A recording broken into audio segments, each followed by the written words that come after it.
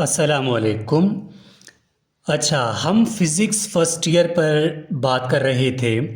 इससे पहले हमने 4 लेक्चर्स अपलोड कर दिए और आज जो हम पढ़ेंगे वो है साइंटिफिक नोटेशन। साइंटिफिक नोटेशन क्या होता है और किस तरह इसको हम चेंज कर सकते हैं। अब इसको डिटेल्स और सिंपल अल्फाज में देखने की कोशिश करते हैं। सबसे पहली बात, डेफिनेशन। आखिर ये साइंटिफिक नोटेशन है क्या? ठीक है, साइंटिफिक नोटेशन की डेफिनेशन अगर मैं बात करूं तो इसका डेफिनेशन है कि numbers are expressed in standard form, that is called scientific notation. Standard form का मतलब ये है नंबर को मल्टीप्लाई 10 के पावर में लिखना। ठीक है, यहाँ पे कोई भी नंबर है उसको मल्टीप्लाई 10 के पावर में लिखना, 10 की पावर -2 -3 वट एवर जो भी है। इस प्रोसेस को यानी इस मेथड को हम स्टैंडर्ड फॉर्म कहते हैं। तो साइंटिफिक नोटेशन का मतलब ये है when numbers are expressed in when numbers are expressed in standard form, that is called scientific notation। समझ नहीं आया, छोड़ दो, आसान अल्फाज में इसको समझाते हैं। आसान अल्फाज में ये कहलाता है कि जब, ठीक है, when large numbers are expressed, ठीक है, expressed in स्मॉल नंबर्स। यानी आपके पास एग्जाम्पल दे देता हूं, कोई नंबर है ये, ठीक है, ये आपके पास कोई नंबर है। अब आपको नहीं पता कि इसमें कितने ज़ीरो लगे हुए हैं। ठीक है, देखो कितने ज़ीरो मैंने लगाए। ये वो एग्जाम्पल है यानी कि इतना बड़ा डिजिट हो, हम इसको आसान अल्फाज में कैसे लिख सकते हैं। यानी एक लार्ज नंबर था, इसको हम एक्सप्रेस करें स्मॉल नंबर में। ठीक है, कोई भी बड़ा नंबर हो उसको स्टैंडर्ड फॉर्म में लिखें, स्मॉल नंबर्स में लिखें, उसी को हम साइंटिफिक नोटेशन कहते हैं। अब इसको कैसे लिखना है ये हमें समझना है, लेकिन उससे भी पहले मैं आपको एक चीज़ समझाता हूँ, यानी इसका ट्रिक क्या है। इसका ट्रिक ये है कि आपके पास एक फार्मूला याद आना चाहिए। ठीक है, m मल्टीप्लाई बाय 10, ठीक है, m मल्टीप्लाई बाय 10। अब यहाँ पे m का मतलब है कोफिशिएंट। ठीक है, m का मतलब है कोफिशिएंट, और कोफिशिएंट हमेशा जीरो से बड़ा हो, नॉट जीरो। ठीक है, नॉट जीरो। कोफिशिएंट हमेशा, ये मैं समझाऊंगा क्या होता है, जीरो नहीं होना चाहिए। और 10 हम लोग 10 को कहते हैं बेस। ठीक है, बेस कुछ भी हो सकता है। अब एग्जाम्पल समझते हैं, आपको बिल्कुल क्लियर हो जाएगा। इसका एग्जाम्पल ये है, ठीक है। एग्जाम्पल को भी समझने से पहले एक चीज़ और देखते हैं, फिर एग्जाम्पल की तरफ जाते हैं।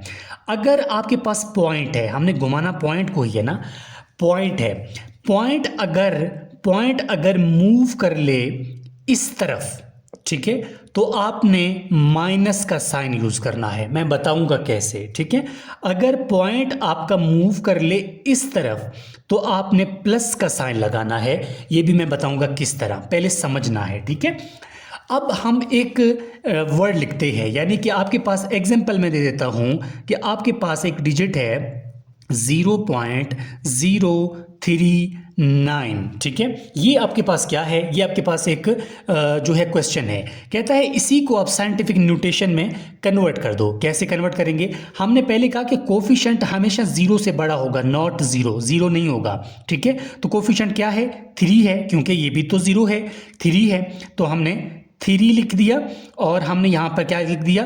3 लिखने के बाद अब पॉइंट आपने हमेशा एक डिजिट के बाद लगाना है। ठीक है, 39, ये पहले 3 लिख लेते हैं। अब ये पॉइंट मूव करेगा। ठीक है, देखो पॉइंट इस तरफ मूव कर रहा है, यहाँ पर आ गया 1, यहाँ पर आएगा 2, यानी एक डिजिट के बाद आपने हमेशा पॉइंट लगना है। तो यहाँ पर पॉइंट लगेगा, फिर इसका 9 का 9 आ जाएगा, फिर मल्टीप्लाई बाय 10 की पावर कितनी, आपने इसी तरह लिखना है ना, 10 की पावर कितनी, अब आप खुद बताओगे।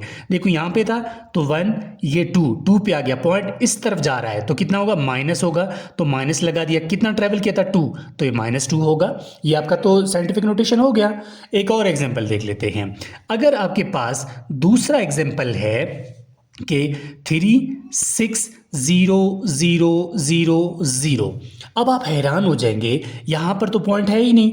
जहाँ पर पॉइंट नज़र ना आए तो हमेशा वो पॉइंट यहाँ पर होता है, ठीक है, यहाँ पर पॉइंट वो होता है। तो कैसे करेंगे, 3.6 3.6 ही होगा ना, क्योंकि पॉइंट मूव करते हुए यहाँ पर आएगा। हमने पहले ही ऊपर बता दिया था कि ये पॉइंट हमेशा 1 डिजिट के बाद ही लगेगा, तो ये 3.6 तो होगा ही होगा। 10 की पावर, अभी आप बताओगे पॉइंट किस तरफ जा रहा है, इस तरफ जा रहा है, तो ये 1 2 3 4 5, 10 की पावर पॉइंट इस तरफ जा रहा है तो 5 होगा, यानी प्लस में 5 होगा। प्लस आप शो ना भी करो तब भी इट्स ओके, ये पॉइंट है। एक और एग्जांपल देख लेते हैं।